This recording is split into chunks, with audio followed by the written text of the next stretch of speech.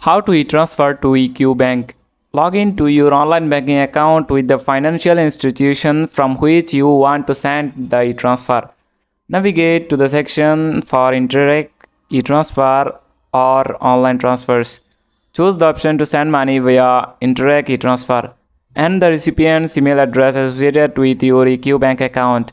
Double check the email address for accuracy. Enter the amount you wish to send. Optionally, include a message or memo for the recipient. Select the amount from which to withdraw the funds. Review the transaction details and confirm the e-transfer.